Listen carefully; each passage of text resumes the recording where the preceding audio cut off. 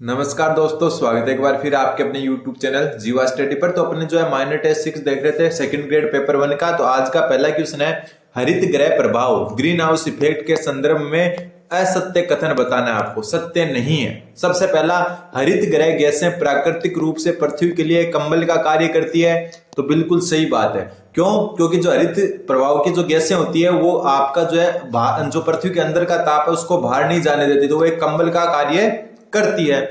दूसरा, इस प्रभाव हेतु सर्वाधिक उत्तरदायी गैस CO2 है। तो बिल्कुल सही बात है। सबसे ज्यादा जो है CO2, उसके बाद में आती है मेथेन CH4, उसके बाद में आती है आप CFC क्लोरोफ्लोरोकार्बन, और उसके बाद में आती है नाइट्रस ऑक्साइड NO2, और उसके बाद में आती है H2O यानी कि जो आपकी जलवाष्प होती है वो, और उसके बाद में जो आपकी आती है O3 यानी ओजोन। इसको क्या कहते हैं? ओजोन। लेकिन जो जलवाष्प और ओजोन है ना, ये दोनों चीजें सिर्फ 1% ही जो है हरित गृह प्रभाव के लिए उत्तरदायी है।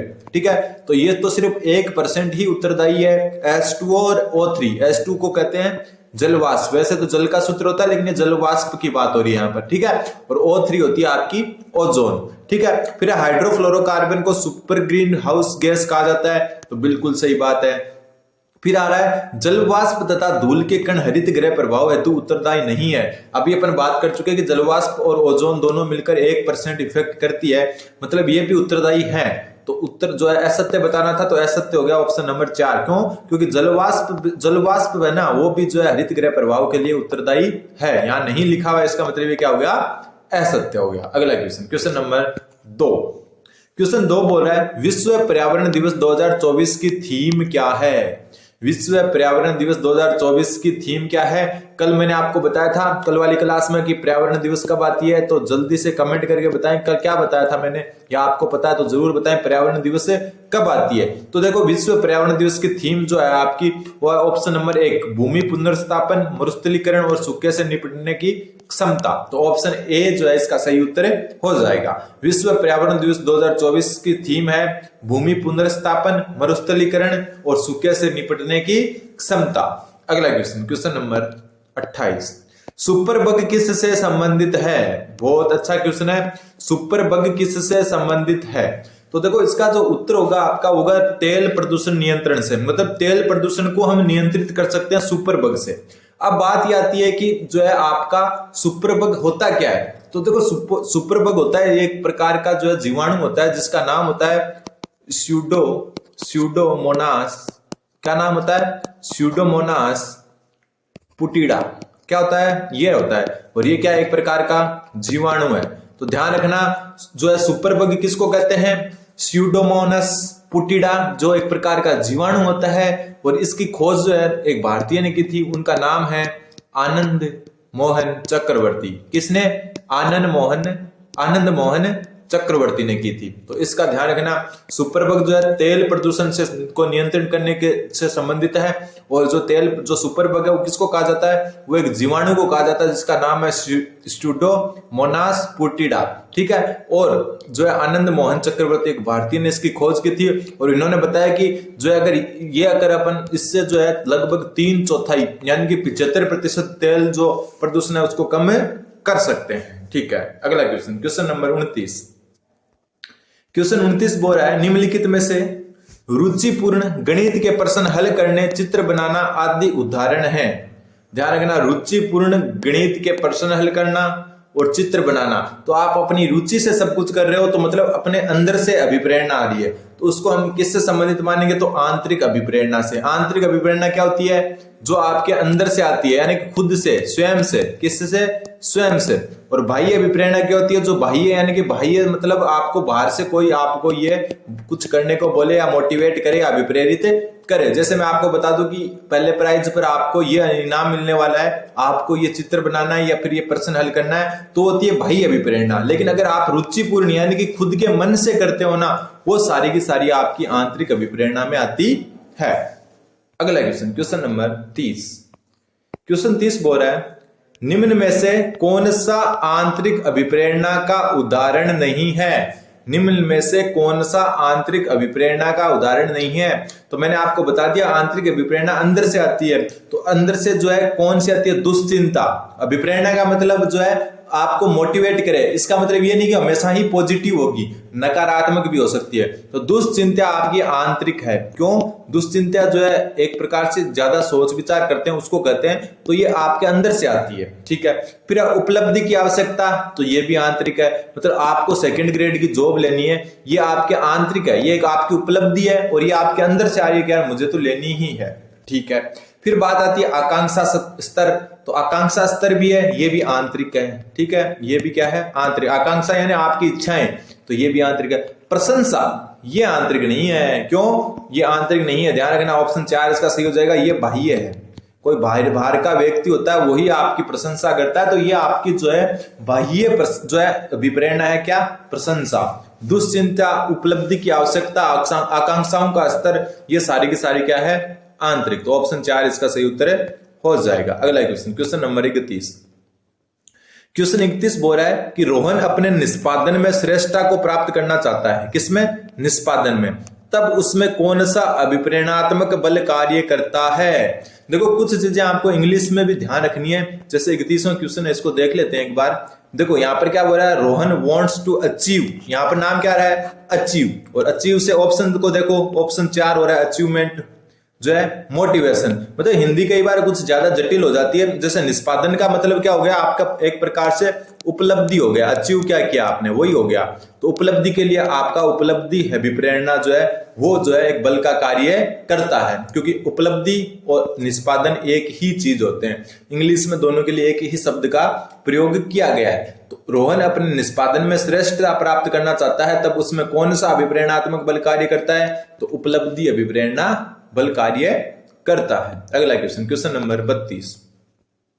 32वां क्वेश्चन बोल रहा है कि अभिप्रेरणा का प्रत्याशा सिद्धांत किसने दिया था? अभिप्रेरणा का प्रत्याशा सिद्धांत किसने दिया? तो ध्यान रखना, विक्टर ब्रूम ने दिया था। किसने? विक्टर ब्रूम ने जो है अभिप्रेरणा का जो है आपका प्रत्याशा सिद्धांत दिया था। अब बात करते हैं मैस्लो की। मैस्लो ने जो है आपके जो है मतलब जो आपकी अभिप्रेरणा होती है उसको कितने भागों में बांटा? अब्राहम मैस्लो ने, अगर आपको पता हो तो कमेंट करें। अब्राहम मैस्लो ने जो है कितने भागों में जो है अभिप्रेरणा को बांटा? तो मैस्लो ने जो है आपकी अभिप्रेरणा को 2 भागों में बांटा। कितने भागों में? 2 भागों में। 2 भाग में से कौन कौन से है? पहली तो आपकी हो जाएगी जैविक। कौन सी? जैविक, जो जन्मजात होती है। दूसरी होती है अर्जित, ठीक, अर्जित जो हम जन्म लेने के बाद में अर्जित करते हैं, ठीक है। और अर्जित आपकी 2 प्रकार की होती है, एक तो व्यक्तिगत होती है और एक होती है सामाजिक, ठीक है। ये क्या होती है? सामाजिक होती है। तो कुल मिला के बात अपने को इतनी ध्यान रखनी है, अभिप्रेरणा का जो प्रत्याशा सिद्धांत है वो विक्टर ब्रूम का है, ठीक है। अगला क्वेश्चन, क्वेश्चन नंबर 33 कि प्रगतिशील, क्वेश्चन क्या बोल रहा है? प्रगतिशील परिवारों में बच्चों में अपेक्षाकृत कौन सा प्रेरक अधिक प्रबल होता है? तो ध्यान रखना, प्रगतिशील परिवारों में जो बच्चे होते हैं उनमें जो उपलब्धि जो आपका जो मतलब प्रबल है वो प्रबल होता है, या फिर उपलब्धि जो प्रेरक है वो क्या होता है? प्रबल होता है। ये क्वेश्चन ध्यान रखना। जिन परिवारों में पहले से आपने देखा होगा, जिन परिवारों में पहले से कोई नौकरी लगे होते हैं ना, उनका माहौल वैसा होता है, तो वो भी कुछ ना कुछ उपलब्धि हासिल करना चाहते हैं। उसमें उपलब्धि प्रेरक बहुत ऊपर होता है। जैसे आईएएस का बेटा आईएएस की तैयारी कर रहा है, मतलब उसकी वो एक टारगेट है, उसको वो उपलब्धि जो प्रेरक है वो उसने फिक्स कर रखा है। तो जो भी प्रगतिशील परिवार है उनमें उपलब्धि जो प्रेरक है वो अधिक प्रबल होता है। तो ऑप्शन नंबर 3 इसका सही उत्तर हो जाएगा। क्वेश्चन नंबर 34वां क्वेश्चन देखो, अभिप्रेरणा के बारे में सत्य कथन बताने। अभिप्रेरणा के बारे में आपको सत्य कथन बताने। सबसे पहली बात, तो अभिप्रेरणा का अर्थ होता है सजीव प्रयास करना। अभिप्रेरणा का जो है अर्थ क्या होता है? सजीव प्रयास करना। तो ये बात जो है एकदम सही है। फिर है, अभिप्रेरणा बालक में कार्य करने, सफल होने और विजय पाने की इच्छा को प्रोत्साहित करनी है। बिल्कुल सही है, ठीक है। अभिप्रेरणा बालक में कार्य करने, सफल होने और विजय पाने की इच्छा को प्रोत्साहित करती है, तो बिल्कुल। अभिप्रेरणा इंग्लिश के मोटिवेशन से बना है, ध्यान रखना, इंग्लिश के मोटिवेशन से बना है, ठीक। तो इससे थोड़ा सा ध्यान पड़ेगा, क्योंकि हिंदी शब्द कई बार थोड़े से क्या हो जाते हैं, कुछ ज्यादा ही डिफिकल्ट हो जाते हैं। फिर अभिप्रेरणा कल्पना को क्रियाशील बनाती है, मानसिक शक्ति के गुप्त और अज्ञात स्रोतों को जागृत और प्रयुक्त करती है, तो बिल्कुल सही बात है। मतलब आपको एक अलग लेवल पर पहुंचाने के लिए, आपकी मानसिक शक्ति के गुप्त और अज्ञात स्रोतों को जागृत करने के लिए, क्रियाशील बनाने के लिए मोटिवेशन आवश्यक होता है। तो बिल्कुल अभिप्रेरणा आंतरिक और वास्तविक होती है तो गलत बात। क्यों? क्योंकि अभिप्रेरणा आंतरिक तो होती है, साथ साथ में जो है काल्पनिक होती है, यह ध्यान रखना। चौथी लाइन अपने आप में एक क्वेश्चन है, तो ये ध्यान रखना, अभिप्रेरणा आंतरिक तो होती है लेकिन काल्पनिक होती है, वास्तविक नहीं होती है। तो चौथा जो ऑप्शन है वो अपने आप में एक क्वेश्चन है, और सत्य बताना था तो पहला, दूसरा और तीसरा सही है, चौथा आपका गलत है क्योंकि वास्तविक की जगह क्या आना था, काल्पनिक आना था। तो पहला, दूसरा, तीसरा सही है, ऑप्शन 4 इसका सही उत्तर हो जाएगा। अगला क्वेश्चन है, प्रेरणा प्रबलन हास्य सिद्धांत के प्रवर्तक हैं। क्वेश्चन क्या है? अभिप्रेरणा प्रबलन हास्य सिद्धांत के प्रवर्तक कौन है? तो ध्यान रखना है कौन है, क्लार्क हल। कौन है? क्लार्क हल जो है वो आपके जो है प्रेरणा प्रबलन हास्य बल के जो सिद्धांत है उसके प्रवर्तक हैं। अगला क्वेश्चन नंबर 36, आज पूरे का पूरा जो है आपका साइकोलॉजी पर आधारित है। क्वेश्चन 36 बोल रहा है कि निम्न में से अभिप्रेरणा का कौन सा प्रकार गेरेट के वर्गीकरण के अनुसार सही नहीं है। तो देखो, गेरेट ने 3 वर्गीकरण दिए थे, जिसमें से पहला तो था जैविक। क्या था? जैविक। दूसरा था मनोवैज्ञानिक। क्या था? मनोवैज्ञानिक। ठीक है। तीसरा था आपका जो है सामाजिक। क्या था? सामाजिक। तो ये 3 थे, तो कौन सा नहीं था? चौथा नहीं था, स्वाभाविक। स्वाभाविक किसने दिया? तो इसकी भी थोड़ी सी बात होनी चाहिए कि स्वाभाविक अगर नहीं था तो स्वाभाविक दिया किसने? स्वाभाविक जो है आपका, एक तो स्वाभाविक हो गया, और एक दूसरी बात जो आपको एक ध्यान रखना है, एक बार मैं बता देता हूं। स्वाभाविक वाला जो है वो थॉमसन ने दिया था, और स्वाभाविक के साथ जो क्या दिया था, एक तो स्वाभाविक हो गई और एक आपकी हो गई कृत्रिम। क्या हो गई? कृत्रिम। स्वाभाविक तो मतलब एक प्रकार से जन्मजात जो आपके स्वभाव में होती है।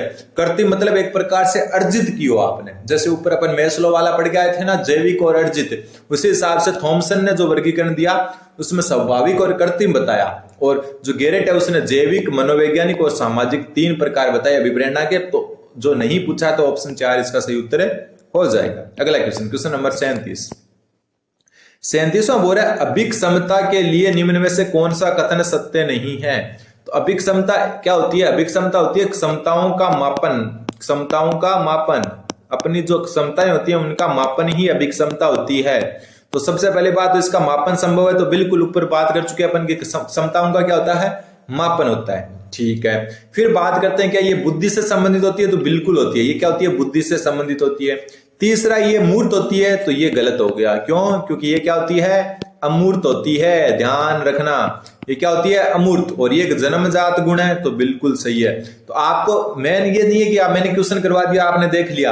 आपको इतना ध्यान रखना है कि अभिक्षमता का मापन होता है, वो बुद्धि से संबंधित होती है। कई बार क्वेश्चन ये आ जाता है कि अभिप्रेरणा किससे संबंधित होती है? बुद्धि से, संवेग से, जो भी आ जाते हैं ऑप्शन, तो ध्यान रखना बुद्धि से। फिर ये क्या है? एक जन्मजात गुण है, अर्जित नहीं है। ठीक है। अभिक्षमता क्या है? जन्मजात है, लेकिन ये अमूर्त होती है, मूर्त नहीं होती। ध्यान रखना, ऐसे अभिक्षमता और ऐसे अमूर्त। ठीक है। अगला क्वेश्चन नंबर 38 बोल रहा है, निम्न में से अभिप्रेरणा का कौन सा सिद्धांत ये व्याख्या करता है कि किसी अभिप्रेरित व्यवहार की तीव्रता इस बात पर निर्भर करती है कि उससे परिणाम स्वरूप क्या प्राप्त होगा। मतलब कुल मिला के ये कहना ये चाहता है कि कौन सा सिद्धांत ये कहता है कि आप अभिप्रेरित तभी होंगे, यानी मोटिवेटेड तभी होंगे जब आपके पास कोई परिणाम होगा, मतलब आपको कुछ प्राप्त करना होगा। तो ये बात कौन सा सिद्धांत कहता है? तो ध्यान रखना, ऑप्शन नंबर 3 प्रत्याशा सिद्धांत कहता है। और प्रत्याशा सिद्धांत के बारे में पढ़कर आए, किसने दिया था? ये विक्टर व्रूम ने दिया था। किसने? विक्टर व्रूम ने। XY सिद्धांत किसने दिया था? तो XY दिया था आपका डगलस मैकग्रेगर ने। किसने? डगलस मैकग्रेगर ने। ठीक है। अंतर्नोद सिद्धांत दिया था क्लार्क हल ने। किसने? क्लार्क हल ने। ठीक है। फिर निष्पत्ति प्रेरणा सिद्धांत, इसको उपलब्धि सिद्धांत भी कहते हैं। तो निष्पत्ति प्रेरणा सिद्धांत है वो आपका दिया था मैक्सीलैंड ने। किसने? मैक्सीलैंड ने। तो ये चारों आपको ध्यान रखने। तो प्रत्याशा सिद्धांत बोला कि आपके सामने कुछ परिणाम होगा तभी आप जो है अभिप्रेरित होंगे, और ये जो है आपका विक्टर व्रूम ने दिया था। अगला क्वेश्चन नंबर 39 बोला, निम्न में से कौन सी विशेषता आंतरिक अभिप्रेरणा को बाह्य अभिप्रेरणा से अलग करती है? कुल मिला के बात ये बतानी है अपने को कि आंतरिक अभिप्रेरणा में ऐसा क्या होता है जो उसको बाह्य अभिप्रेरणा से अलग बनाता है। फिर इसका स्रोत कोई बाहरी तत्व होता है, तो ये तो बाह्य अभिप्रेरणा का जो है एक विशेषता, तो ये तो नहीं होगा। ठीक है, फिर ये व्यक्ति को लक्ष्य केंद्रित करती है, तो मैं आपको बता दूं लक्ष्य केंद्रित करती है बाह्य अभिप्रेरणा। क्या करती है? बाह्य अभिप्रेरणा होती है ना, वो करती है लक्ष्य केंद्रित, तो ये तो गलत हो गया, ये बाह्य अभिप्रेरणा के गुण है। फिर पुरस्कार, दंड, दोषारोपण आदि इसमें शामिल है, तो ये भी किसके हैं? बाह्य अभिप्रेरणा के उदाहरण है। तो ऊपर वाले तीनों बातें बाह्य अभिप्रेरणा पर लागू होती है। अगर क्वेश्चन ये होता ना कि कौन सी चीज बाह्य अभिप्रेरणा को आंतरिक अभिप्रेरणा से अलग करती है, तो ऊपर वाले तीनों ही सही हो जाते, लेकिन बात ये पूछा है आंतरिक अभिप्रेरणा का कौन सी ऐसी विशेषता जो बाह्य अभिप्रेरणा से अलग करती है, तो ये व्यक्ति को कार्य केंद्रित रखती है। ध्यान रखना, कार्य केंद्रित कौन सी रखती है? आंतरिक अभिप्रेरणा। ये भी अलग से याद रख सकते हो आप, कार्य केंद्रित आपको रखती है आंतरिक अभिप्रेरणा, और लक्ष्य केंद्रित रखती है आपको बाह्य अभिप्रेरणा। दोनों में अंतर पता होना चाहिए, लक्ष्य केंद्रित बाह्य और कार्य केंद्रित आंतरिक। अगला क्वेश्चन, क्वेश्चन नंबर 40 देखो आ गया। मैस्लो के अनुसार अभिप्रेरणा को वर्गीकृत किया जा सकता है, तो मैंने आपको बता दिया ऊपर ही कि अभिप्रेरणा मैस्लो ने दो प्रकार की बताई थी, एक तो जन्मजात और एक अर्जित। ठीक है, तो ऑप्शन 3 हो जाएगा, जन्मजात और अर्जित। और अर्जित में दो भाग बताए थे,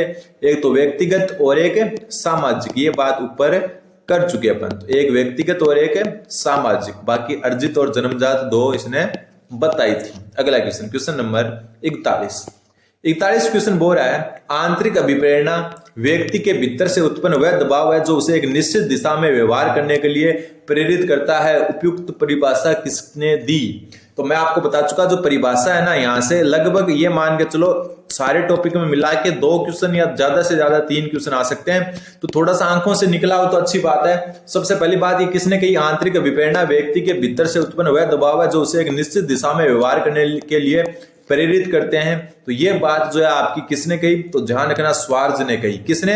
स्वार्ज ने। ठीक है, परिभाषाएं अगर याद नहीं होती है तो कोई बात नहीं, आप उनको छोड़ सकते हो, लेकिन कई बार क्या होता है परिभाषा इजी आ जाती है तो अपने आंखों के आगे से निकली हुई अच्छी बात है। फिर अगला क्वेश्चन, जब प्रेरणा व्यक्ति के बाहरी उद्देश्यों की ओर निर्देशित होती है तो उसे क्या कहते हैं? बात क्या है? जब प्रेरणा व्यक्ति के बाहरी उद्देश्य की ओर निर्देशित होती है तो उसे क्या कहते हैं? तो उसे कहते हैं बाह्य अभिप्रेरणा। नाम से पता चल रहा है बाहरी उद्देश्य, और बाहरी उद्देश्य किससे संबंधित होगा? बाह्य अभिप्रेरणा से। तो कुछ आप ये मान के चलो 20 क्वेश्चन है ना साइकोलॉजी के, तो ये मान के चलो 2 से 3 क्वेश्चन या हो सकता है 4 क्वेश्चन भी आपके इस हिसाब से ही जो है आप देख के ही कर दो कि बाह्य बाहरी। ठीक है, ये थोड़ा सा ध्यान है रखें, लेकिन आपको जो है ध्यान रखना एग्जाम हॉल में आपका 70% ही दिमाग काम करता है, 30% दिमाग साथ नहीं रहता, तो उसको 30% को ज्यादा से ज्यादा साथ रखोगे उतना आपके फायदा होगा। फिर है कौन सा प्रेरक गौण है? गौण का मतलब नगण्य, मतलब जिस गौण का मतलब क्या हो गया? नगण्य। क्या हो गया? नगण्य।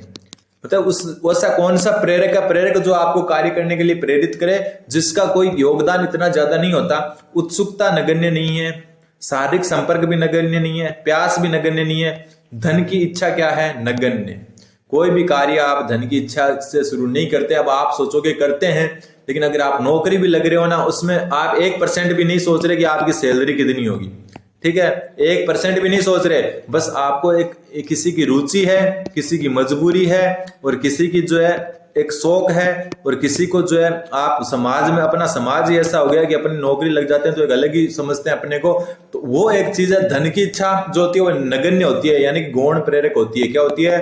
गौण प्रेरक होती है। ठीक है, अगला क्वेश्चन, क्वेश्चन नंबर 44। ये ध्यान रखना, मोस्ट इंपोर्टेंट क्वेश्चन अभी तक का यही है, क्वेश्चन रीट में आ चुका है ये, कि कौन सा प्रेरक गौण है? तो धन की इच्छा जो है गौण प्रेरक है।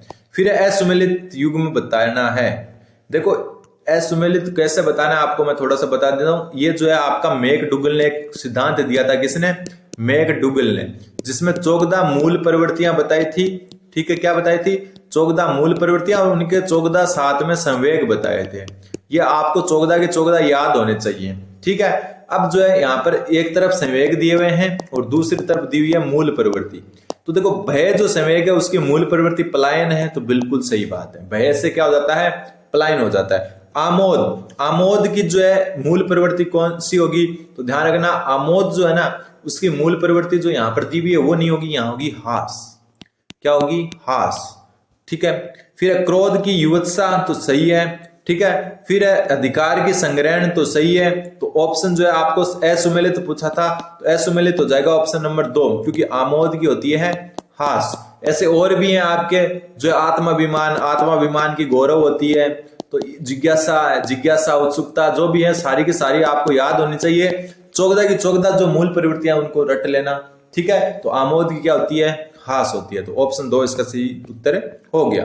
क्वेश्चन नंबर 45, निम्नलिखित में से जन्मजात अभिप्रेरक हैं। ये देखो, ये चीजें आपको आराम से एकदम नॉर्मली पता चल जाएगी, ठीक है, एकदम नॉर्मली ही पता चल जाएगी, इतना आपको कष्ट होगा ही नहीं ऐसे क्वेश्चन में।